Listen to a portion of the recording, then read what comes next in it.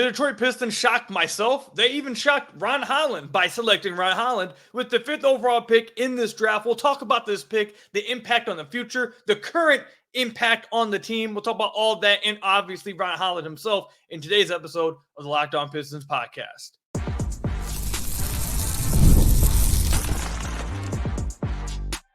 You are Locked On Pistons, your daily Detroit Pistons podcast, part of the Locked On Podcast Network. Your team every day. What's the deal? Welcome back to another episode of the Locked On Pistons podcast. Per usual, I'm your host, Kuka Hill. You can find me over on Twitter at Kuka Hill. I want to thank you guys for making Locked On Pistons your first listen of every single day. Free and available on all your podcast platforms. If you haven't already, head to the YouTube channel, hit that subscribe button, or leave us a 5-star review on whatever podcast platform you're listening to this on. There's another great way to support the podcast, and today's episode is brought to you by FanDuel. Make every moment more as playoffs wind down. The sports stop sporting like we want them to. But this summer, FanDuel is hooking up all customers with a boost or a bonus daily. That's right. There's something for everyone every day all summer long. Visit FanDuel.com/lockedon to get started. Today's episode, or tonight's episode, I'm recording this really late. I finally just got home from the presser. We got to speak with Ron Holland. We got to speak with Trajan Langdon. So I'm just now getting home. It's 11:20 p.m. So I'm going to get this out as soon as I get this edited and posted. So it'll probably be a really late episode, maybe even the middle of the night. But this episode is going to be, I think it's going to be a lot of fun, but it's just a lot of things to discuss that at least I want to discuss. So the Pistons have selected Ron Holland with the 5th overall pick in this draft. He's out of the G League Ignite. There's a lot of factors that were going into, like when the Pistons popped up on the screen and their timer started, there was a lot going on. I know there was a lot being talked about in the press room amongst us. I can see that there was a lot of talk amongst the fan base and the community once that timer started, because when the Pistons pick came up, Donovan Clingan was still there at 5. And I think everyone, or a lot of people, including my own opinion, was the Pistons are probably about to trade back now. Because the talk of the town was everyone wanted to trade up and get Donovan Clingan. Everyone wanted to go up there and get him. And if he fell to 5, the Pistons could get a really good deal to move back in the draft and also get future assets. So once that happened, I was like, okay, this is what I'm for sure expecting to happen. This is exactly how they want things to line up. And turns out that was not what happened. And Donovan Clingan, for what it's worth, didn't get traded up for at all. Portland has ended up taking him at 7. So maybe that was a smoke screen. Who knows?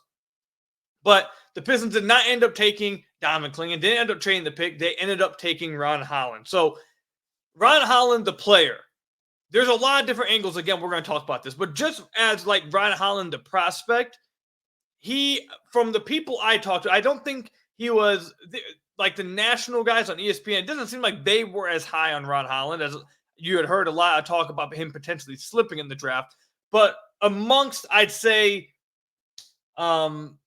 NBA draft Twitter and the people I talk with, a lot of people had him top 3 prospect in the draft, top 2 in the draft. I saw a lot of people that I really respect had him number 1 prospect in this draft. So as far as, and obviously Trajan Langdon agrees, this is a player who is dynamic athletically, has extreme upside defensively, has really good size. Trajan Langdon mentioned after selecting him that he expects him to be able to guard 1 through 4. So this is another wing with incredible size, incredible athleticism, incredible slasher around the rim, or getting to the rim as well. But again, another player who does not have a shot. He shot 27% from deep this past year for the G League Ignite. So this is another player that the Detroit Pistons are taking a chance on, or not even 27%. He had 97 total threes this past year when you take into account the showcase and the regular season. He shot 23.7% on threes amongst those games. So, again, another athlete, another prospect that the Detroit Pistons take that can't really shoot. He can't shoot. And we're going to talk more about this from different angles later on the podcast. But what I want to say, I want to really stay on the pick itself. If you've been listening to the podcast for a minute, or at least the last few weeks, I'd say, and we've had a lot of these draft guys on, one of the main consistent themes were, I'd ask the question, like, obviously the Pistons need shooting. Who should they be picking? Should they be picking for fit? Is there a shooter here that they should go after? And a lot of the same sentiment we kept hearing was the prospects that will be available for the Pistons at 5, the best prospects at the top of this draft all have question shooting. So unless you trade back or if you reach on somebody, you are going to have to take a chance on somebody who does not have a reliable jump shot at this point. Obviously, you could trade the pick, trade back, or you could just trade it for a player right now. But if you are keeping that pick and you want to get the best prospect, you are probably going to be taking a player that can't shoot at this moment. That is at least a work in progress shooting wise because of what this draft is. It just seems like all the prospects that were in consideration for 5 either were non-shooters, questionable shooters, or shooters in progress. Like, you weren't getting a guaranteed shooter at this pick. I know a lot of people like Dalton Connect, but he ended up falling all the way, I believe, to 17 to the Lakers. So for whatever reason that is, that would have been an incredible reach to take him at 5. So I said a few jokes on Twitter, obviously, as soon as they made this pick, like, oh, yeah, this spacing is going to look amazing. Like, I cracked a joke real quick, obviously. Had to have some fun with it. But I'm not mad at this pick at all. I really understand it. It goes back to what we talked about on the podcast, I think like 2 weeks ago or so. When I came on here, I said, I'm having a really hard time deciding what I want the Pistons to do in this draft because my draft philosophy has always been you take the best player available. Because in 2 to 3 years, if you end up looking back and saying you didn't get the best player, you passed up on him for a fit, and he turns out to be a superstar, you're going to be kicking yourself for years. So always take the best player available and then figure fit out later. That's always been my stance most of the time. But with this team and how badly it went this past year, trying to do that, it seems like they went that route of taking best player available over the last few years and how bad it went last year. I found myself thinking, okay, maybe they should draft for fit. Should they really go for best player available in this draft? And again, it was something I was really struggling trying to figure out where I stood with it. But listen, Ron Holland, according to a lot of people that I trust and a lot of things I've read, and listening to Trajan Langdon, which we'll get to later, he has probably the highest upside in this draft. He has the ability to defend. The Pistons are probably going to go from a few years ago to having one of the least athletic wing rooms in the NBA to probably having the most athletic wing room in the entire NBA with a star in Ron Holland. Defensively, again, like I said, he can get to the basket. Trajan Langdon said after the selection that he could check all the boxes off except for shooting. So I cannot get mad at this pick by the Pistons if they feel like this guy, if Ron Holland was the best player available, if they believe he was the best prospect available, if he was number one on their board as prospects, I cannot hate on them for making this pick at all. I can't. I can't hate on them for making this pick. The only question I have when it comes to concern with this pick, and again, like I said, one of the reasons why I can't really criticize this pick is because every other prospect, it seems like they would have had a choice to pick, has questions with their jump shot. So you were going to have to, honestly, it feels like what they said was, look, no matter who we take, we're probably going to end up having someone who is a questionable shooter. So let's just get the player we think is going to end up being the best anyways. And if he doesn't end up getting a jump shot, at least he ends up being the best out of all of them anyways. Like, that seems like what the thought process ended up being. And I can't hate on that. I can't hate on that. Along with Ron Holland having the type of upside that he has on a team that just won 14 games, I also get, hey, you just won 14 games. You need talent. Take the guy who has the best chance to be a star. So I get that argument too. And trust me, don't worry. We are going to get to other angles of this. I will address all the angles. The only question I had, or I still have, and Trajan kind of answered it a little later in the presser, but my only question is, once Klinging fell to 5, how bad were the offers that you did not trade back to 7 or 9 with Portland or the Grizzlies to acquire another asset and just trade back into the draft? How bad were those offers? Because I thought that was a shoo-in. I was completely shocked that the Pistons took Holland because, as we'll talk about a little later, there wasn't much, indication that he was on their board. But even more so, I was shocked because as soon as Klinging fell to 5, I was like, oh my God, this shook out exactly how they wanted it. Now they can trade this for future assets. Like, this is actually going to happen. Like, that was my immediate thought process. So I just need to know, like, how bad were the offers that they didn't end up doing that? And Trajan ended up speaking to it, saying that he would have loved to get another asset and move back. but he didn't want to do it at the chance of getting a player he didn't like in the draft. He would rather take Ron Holland than trade back and end up with a player he didn't like and just another asset. So I get that. But would Ron Holland not have been there at 7? This is my only questions. I'm not complaining. I think this is my only fair questions about the pick. Are we sure Ron Holland would not have been there at 7? Are we sure he wouldn't have been there at 9? And how bad the offers must have been terrible. That's my assumption, because Charlotte at 6 also didn't trade back. They ended up taking Salon at the 6th pick. So they didn't trade back for Klingon either. So the trade offers for Klingon for the opportunity to draft him at 5 or 6 must have been terrible. That's what I'm assuming, because neither Detroit or Charlotte did it. So I just want to know, how bad were these offers? I thought it was a shoo-in once it happened. That was what was going to happen. It looks like Memphis and Portland must have been really lowballing. And if Portland at 7, it seems like that Portland never really felt threatened. It seems like that someone was going to take Klingon before them. They didn't think Detroit was going to take him, and apparently they didn't think Charlotte was going to take him, because they were able to just stay at 7 and end up getting him without trading up. So that's my only question with the pick. But as far as Ron Holland himself, he is a high upside prospect. And when you just won 14 games and every other prospect around that position is also going to have questions shooting-wise, I completely understand taking this swing. However, along with this, there are some other things that have to happen. And we're going to talk about that when we come back. Passion, drive, and patience. The formula for winning championships is also what keeps your ride or die alive.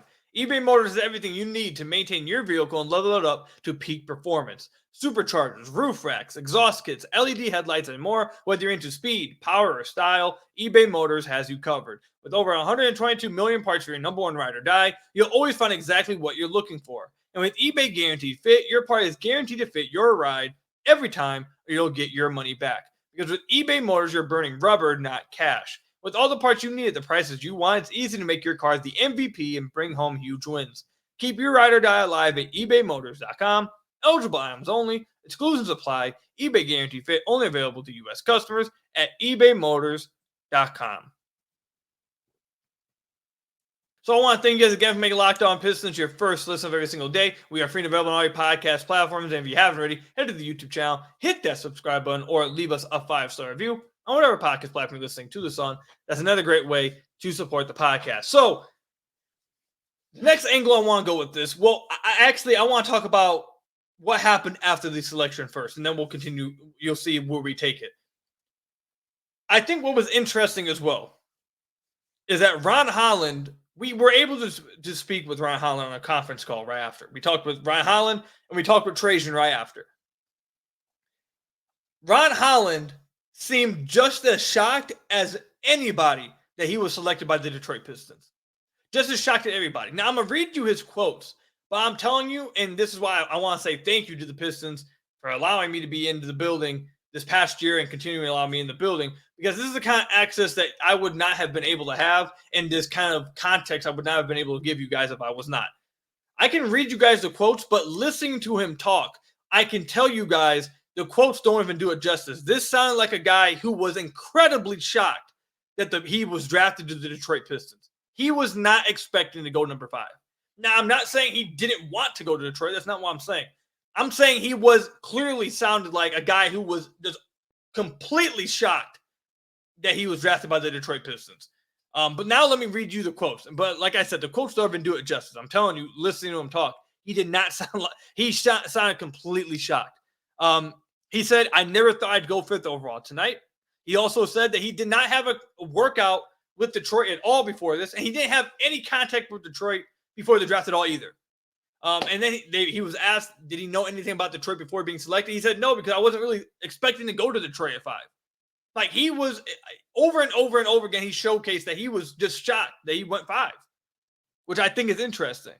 Outside of that, I think he just kind of said some coach speak stuff, can't wait to get started.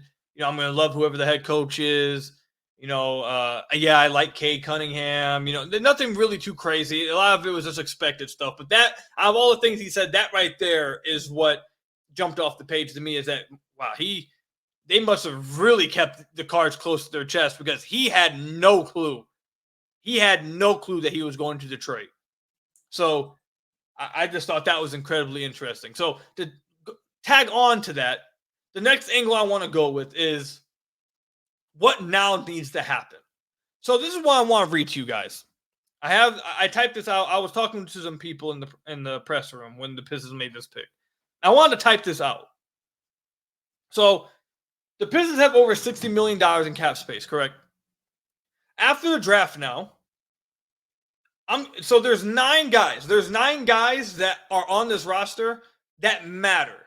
That all feel like these are 9 guys that I'm assuming all feel like they can play, they should be playing and want to be in the rotation. Not guys who are, don't really matter and could just be released or traded and not cared about. Like, I count 9 guys that have somewhat of importance to the Pistons. Cade, Ivy, Asar, Stu, Duren, Sasser, Grimes, Fontecchio, and now Holland. So that's 9 guys I count that, again, they all individually, I'm assuming, expect to play and want to play and expect to be in consideration for the rotation, obviously, right? And all have a level of investment into them, whether it's through them being selected by the Pistons within the last few years, obviously Holland tonight, but even like a Grimes or a Fontecchio who were traded for, who the Pistons gave up assets to acquire. There's all these players have a level of investment in. The reason why I bring this up, Holland cannot shoot. But like we said in the first segment, I understand why they made the pick. He has incredible upside. I'm not hating on him as a prospect, but it's undeniable to not bring up the fact that the Pistons are now 9 guys deep of players that have a level of importance, and they still have not addressed the shooting. Now, I'm going to let you guys know why I'm bringing this up. The reason why I'm bringing this up is because people, I won't say myself, I do have some questions about the shooting, but not to the point where I would say they just shouldn't have drafted Holland. But why there's some people who feel that way, and why there may be some people close within the Pistons that feel like, okay, are they ever going to address shooting? Like, is that ever going to happen? Well, this is why I think that's a fair question. Because last year when the Pistons drafted Asar Thompson, the talk immediately after drafting Asar was, you went with the high upside pick, you can use free agency and your cap space and trades to address the spacing. This is the exact conversation you had this past off season. And did they actually end up addressing the spacing? No, they did not. This was the talk of, well, they have the cap space. They can go in free agency. They can do trades still. They have all this flexibility. Why are you worried about them addressing spacing? This was the exact same conversation we were all having last year when we were just assuming they would do it, and they didn't. So until they actually do it, everyone who has concerns about the spacing is completely within their right to do so, because, again, this is the exact same conversation everyone was having this past off season. So, again, this is not enough of a concern to me where I would say they just should not have drafted Ron Holland, but it's a fair concern for people to have until the Pistons actually address it. That's number 1. Number 2, if the Pistons do go on to try to address spacing, which I do expect them to, because Trajan went out of his way in his presser a few days ago that he mentioned they need spacing and that it will help Cade and it will help cut down the turnovers that they had if they have spacing and they need it. So, okay, if that's the case, again, 9 players. Teams usually go with like a 10-man rotation. Some go with a 9-man rotation during the regular season, but at most usually like a 10-man rotation. You have 9 guys that I just named. You have $60 million in cap space. Who are you attacking and who are you getting to help the spacing? And 2, which of these 9 guys are either being traded or being just flat out benched? I don't mean just coming off the bench. I mean not in the rotation. Which one of these guys are not going to be in the rotation flatly? Or 3, are they just bringing them all back and they're not actually going to spend a lot on guys that are going to play, and they're going to take on bad contracts of players that can't really play for future assets, and they're just going to play all these guys? Which one is it? That is a question that it has to be answered. Because, again, 9 guys, 10-man rotation. So if I had to take a guess, I'm going to assume that Sasser is one of the guys who probably won't be playing. Are they keeping Ivy? Are they moving on from Ivy? Are they keeping Duren or moving on from Duren? Is Stu actually going to be traded? Is Grimes staying? Are they moving Grimes? Like, who is staying, who is going, who is being flat out benched, and how are you going about addressing the roster? That is the question that remains after the draft. And the argument, which I understand, I probably would make the same argument, is that no matter who the Pistons drafted at 5, you are going to have this discussion. That is true. But again, because of what happened last offseason, when this was the same conversation you had after drafting a similar player to Asar Thompson, and then they didn't do it, that is why you have people who are concerned. That right there is why some people are concerned, and I cannot blame them for that. So that's why I said that, okay, I'm cool with them drafting Ron. I'm cool with them drafting Holland, high upside guy. I get it. But after doing that, you cannot then do what you did last year. You cannot. You cannot draft a guy who can't shoot and knowing you need spacing and then not dress it in free agency. They have cap space, but they did last year. They had flexibility. They have flexibility, but they did last year. You actually have to do it this time. You absolutely have to. You cannot go into the season trolling again like you did last year with a Joe Harris type of trade or something like that. Actually address it. Actually address it. And I think everyone will be okay. Anyone who has questions about it will be fine as long as you actually address it this time. The other thing I have is, so is Holland not going to play out the gate? Because if he is, again, it's just a numbers game at this point, everybody. Like, so Cade's obviously going to play. Like, if you just go through these guys who are going to be playing minutes, okay, like I said last year, I said this all offseason last year. People said, well, yeah, technically we think they address spacing. They got Joe Harris, and they still have Alec Burks and Bojan. But I said all offseason, okay, you can have players that technically can shoot, but can you actually make a lineup of those players that makes sense? You can have those players, but if you throw a lineup out there of Cade, Alec Burks, Bojan, Joe Harris, are you actually going to do something, or are you just going to get torched on defense the way it doesn't matter? Like, can you actually put a functional lineup on the floor? So that's what I'm watching for. I think that's the question that needs to be answered is, who's not playing? Who's sitting out? And if these guys are coming back, who are you adding that makes these lineups or makes this rotation a functional rotation where you can have functional lineups on the floor? That's it. That's it. And I do want to know if Ron Holland is going to end up playing like to start the year. Like, is he going to be in the rotation at all, or is he about to be in the G League? I don't have a problem if he's in the G League. If the Pistons actually started utilizing their G League, I think that would probably be smart. They said they were years ago, but they haven't. But again, those are the questions. That's the other side of the argument, and that's the other side of the coin. And I think that's all fair, especially how they addressed last offseason. So we'll see. We'll see what they do. As far as just my overall opinion on Ron Holland, he is a high upside prospect. I'm not hating on him as a prospect. I don't have a problem with them picking Ron Holland. It's just the work you must do after making this pick better happen. And like I said, this might have been something I said no matter who they picked 5th.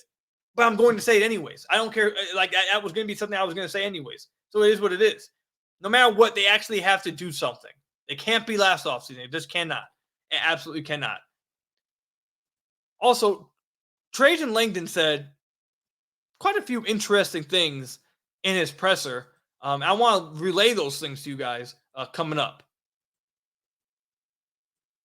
I love sports. I've played sports my whole life. I grew up loving sports. I love them so much that I never want them to stop. But with the playoffs over, we get fewer games and basically no games. And the sports aren't sporting like I want them to. But FanDuel lets me keep the sports going whenever I want. All I have to do is open the app and dream up bets anytime I'm in the mood. And this summer, FanDuel is hooking up all customers with a boost or a bonus daily. That's right. There's something for everyone, every day, all summer long. So head over to FanDuel.com/lockedon and start making the most out of your summer. That's what FanDuel, official sports betting partner of Major League Baseball. Again, head over to FanDuel.com/lockedon and start making the most out of your summer with FanDuel. So I want to thank you guys again for making Locked On Pistons your first listen of every single day. We're free and available on all your podcast platforms. If you haven't already, head to the YouTube channel at Locked On Pistons. Hit that subscribe button or leave us a 5-star review or whatever podcast platform you're listening to this on. That's another great way to support the podcast. So Trajan Langdon, first of all, I want to say this about Trajan. I think you guys are going to absolutely love him, especially when you get to watch him talk. I can say this from being at 2 pressers so far with him. one of the criticisms of Troy Weaver was that a lot of fans, and I think rightfully so, feel like he didn't speak with confidence behind what he said. Also, I don't think he was a great public speaker to begin with. So it may have been just that. And that you don't have to be a great public speaker to be a good GM, but I feel like a lot of people felt like he didn't speak with a lot of like bass in his voice, and not like literally bass in his voice, but like, confidence and conviction with what he was saying. Immediately, like with Langdon, he captures the room. When he speaks with a purpose, and it feels like you can immediately feel the confidence and conviction he's speaking with. So I think fans are going to love it, and he's very straightforward. I like the fact that he's very transparent. Like, so far, a lot of the questions that get asked to him, he's not giving back quarterback answers. Like, he's actually giving you insight. He's actually just being straightforward with you. He doesn't have a problem with it. I think he's going to be a great interview. So far, I'm a fan of Trajan Langdon. I think he's going to be a great quote. Like, I really enjoyed that. I like guys who are just straightforward and very transparent about things. So I think fans are going to like him, especially if some of the video of his presser comes out. I don't know if they're going to post any videos of it. I had a bad seat not a bad seat. I had a good seat, but while I was sitting, I couldn't get video of. I would have had like 5 people's heads in the way.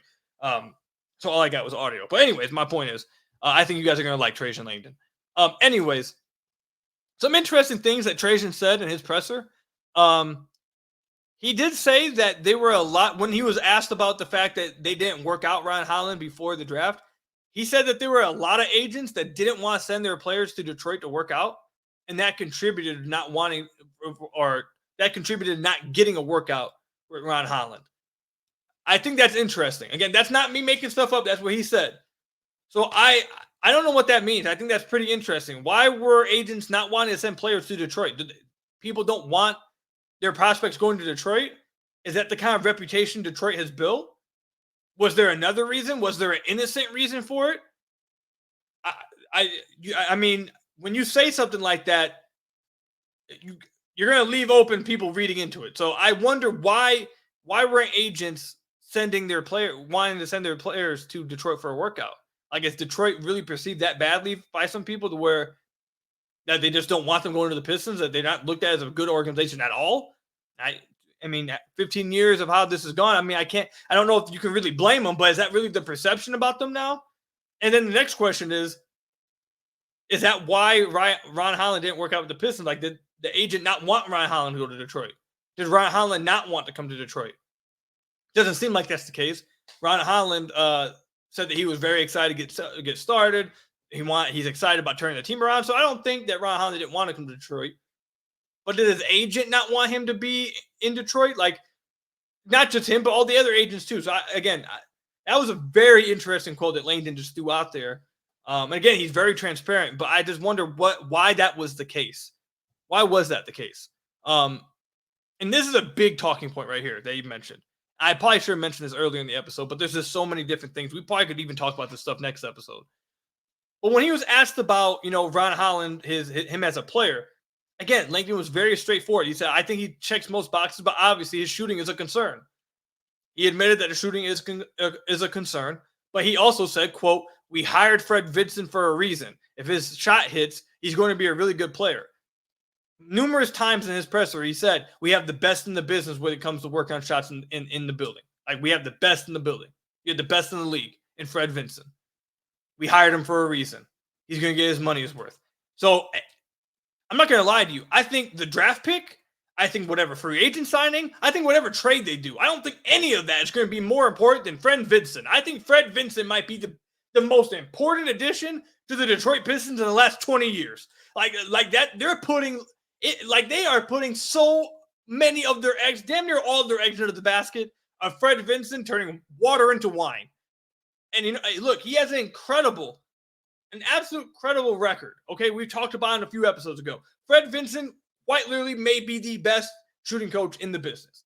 So you do have the best in the league. You do have the best at doing it in your building. That is true. But like I said last offseason, or two offseasons ago, when everyone was saying, like, internal development is going to be why they got better. Killian's going to get better. Sadiq's going to get better. Stu's going to get better. Cage's going to get better. Like, that's why they're going to make this big jump. And I was on here saying, like, look, expecting one or two to make a jump, that's fair. But just assuming that everyone's going to make a jump is just not realistic. It just isn't. I know people want to be optimistic, people want to be positive, but we have to be realistic. Everyone making a jump in one offseason is just not realistic, and it didn't happen.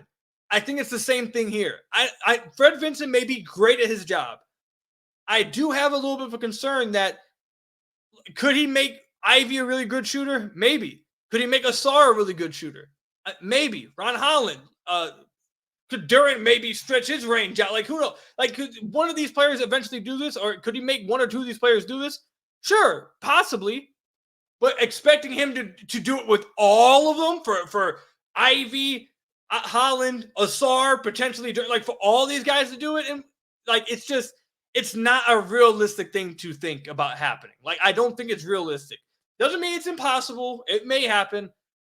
I just think that's my one concern. It's just betting on Fred Vincent fixing everyone's jump shot, and now you don't have to worry about anything. I just don't think that's realistic. Maybe he solves two of them, but all four or even more, whoever else gets added, I just don't know if that's how realistic that is. But heck, like I said, Fred Vincent is the best in the business. Trajan Langdon has a lot of confidence in him. So maybe he is truly the savior and the greatest addition the Pistons have made in 20 plus years. Like that could be the case. That could be the case. He also mentioned Trajan, that is. He also talked about how part of his strategy was going dark and being really silent, keeping his cards close to the chest. I get that. Makes sense. No one saw him getting Ron Holland, which maybe helped him get Ron Holland. Who knows? And this is the last thing he said. And like I said, next episode, we could talk even more about this because there's so many angles to talk about this from. He talked about how Asar and Holland are very similar. But he also spoke really highly of Holland, but I think also, obviously, was speaking very highly of Asar. I don't think he's moving on from Asar with the way he talked about this tonight. But anyways, he said you can never have too many athletic, great defenders, and again said that he's not worried about their shot. He said we have the best in the business in-house to fix their shots. So it seems like he really likes those guys. He says that Asar and Holland are players that are incredibly hard to find. And he said numerous times he thinks they can play together, but then also said it may not happen immediately. I don't think they'll be able to look great immediately together, but that's not what we're concerned about. I think eventually they're going to be great together. I think they're going to be really impactful on both ends of the floor together. I'm not sure it's going to be this year, though. That's what he said. And again, I really appreciate that transparency to actually answer the question and not just give quarterback answers and hide behind answers. He was very straightforward with this stuff. So I really do appreciate that. But that's really, again, there's some other stuff, but I don't want to make it too long of an episode. But look, my final thoughts on the draft, again, whoever they picked at 5, you probably were going to have questions about their shot. And whoever they picked at 5, I probably was going to have to come on the podcast and say, okay, what you do now is what matters. You actually have to address the shooting somehow. That was probably going to happen no matter what. I think the initial shock of Holland, because there were no indications of him going to the Pistons. I think that had a part in it. I think Kling falling to 5 and then not trading him, I think that had a part in the level of shock amongst people. And I think the similarities between him and Asar shocked some fans. But I completely get the pick. He is a high upside player. Again, I know a lot of draft guys that were incredibly high on him, and I respect a lot of those guys. So, look, I understand the pick. I'm going to go watch some more Holland tonight and tomorrow while I'm at work. I'm going to watch a lot more of them. And like I said, man, I have no problems with this pick whatsoever if Trajan then spends the next 2 weeks addressing the spacing. As long as he does that, I have no problems with the pick because he was a high upside pick and a team that just won 14 games. If you think he's the best player available, you get best player available. Like, that's always been my stance. So, and then, like I said, eventually we are going to get the answer to which of these young guys are going to be traded. I don't care what Trajan says about this. He's kind of playing both sides with it when he talks. But the idea that he wants to create an environment for all the young guys to develop, that's true. You are not going to keep all these guys. I don't care what anyone says to me. And I think he kind of hinted at it too, that you can't have too many of these guys. But there's 9 guys I just named. You have $60 million in cap space that you have to address to build a functional team. Some of these guys are going to be traded. Like, someone's gone. That's what I'm looking forward to seeing. How are they going to figure out this roster and who's gone and who's staying? That's what I want to see happen. That's my biggest takeaway. But that's all I've got for you guys today. Thank you guys for making Locked On Pistons your first listen of every single day. Free to available on all your podcast platforms. Hit that subscribe button to the YouTube channel. Leave us a 5-star review, whatever podcast platform you're listening to this on. And until next time, I'll see you guys later. Stay safe out there, and I'm going to go ahead and get myself some sleep before I got to wake up in the morning and go to work. But until next time, I'll see you guys later. Stay safe. Peace out.